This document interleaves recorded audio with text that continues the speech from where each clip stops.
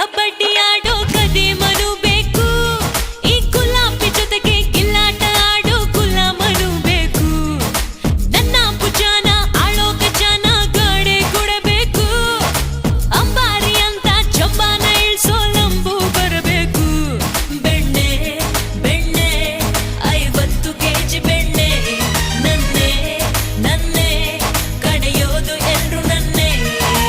ಅದೇ ಪಿಟೀಲು ಕುಯ್ಬೇಡ ಶಾಲು ನಿನ್ನ ಇಡೋಲು ಯಾಮಾರ್ಸೋ ಕೇಳು ತುಂಬಾ ಕಮಾಲು ನನ್ಗೂ ಸವಾಲು ನನ್ ಹತ್ರ ನಿಲ್ಲು